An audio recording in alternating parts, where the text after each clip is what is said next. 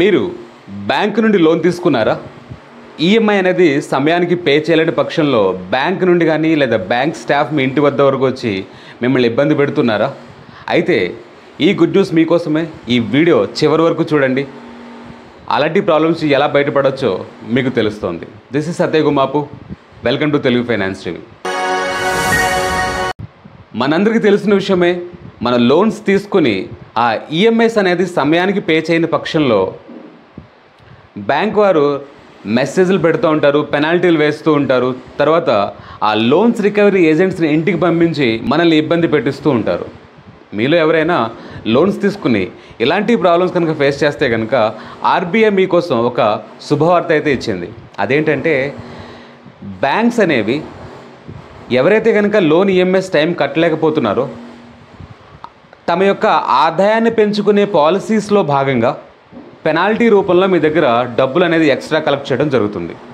RBI చాలా క్లియర్గా బ్యాంక్స్కి instructions ఇచ్చింది ఏంటి అంటే, ఒకవేళ ఒక వ్యక్తి జస్టిఫైయింగ్గా, రీజనబుల్గా కావాలని డిఫాల్టర్గా తను పే చేయట్లేదు, అలాంటి సమయంలో మీరు ఏం పెనాల్టీ వేయాలో వేయచ్చు. కానీ ఒక రీజన్ ఉండి జస్టిఫైయింగ్గా ఉంటే కనుక వారి మీద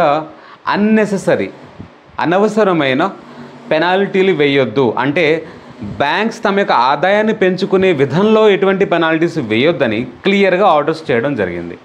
సో ఎటువంటి అన్నెసెసరీ పెనాల్టీస్ అయితే ఇక నుంచి మీ మీద పడవు. నెంబర్ 1. నెంబర్ 2, ఎవరైతే కనుక మీ ఇంటి వద్దకు వచ్చి మిమ్మల్ని మీతో మిస్బిహేవ్ చేసిన, అంటే మీతో సరిగా ప్రవర్తించకపోయినా, మిమ్మల్ని ఇన్సల్ట్ చేసిన, మీరు ఇమ్మీడియట్గా యాక్షన్ తీసుకుని వారి మీద పోలీస్ కంప్లైంట్ కూడా ఇచ్చే హక్కు మీకు ఆర్బీఐ అయితే ఇచ్చింది. ఇలా అని మీరు ఈఎంఐస్ టైం కట్టాల్సిన అవసరం లేదు, ఏదైనా ఉంటే మనం చూసుకుందామని దయచేసి అనుకోవద్దు. ఈఎంఐస్ టైం పే చేయండి, కానీ ఏదైనా ఒక జెన్యూన్ రీజన్ ఉంటే మీరు బ్యాంక్ మేనేజర్ని ముందుగానే కలవండి. కలిస్తే దానికి తగ్గ సహాయం వారు మీకు చేస్తారు. అలా కాకుండా మీరు నెగ్లిజెన్సీ చేసి చూసుకుందాలే అనుకుంటే కనుక ఖచ్చితంగా మీ మీద కూడా చర్యలు తీసుకోవడం జరుగుతుంది.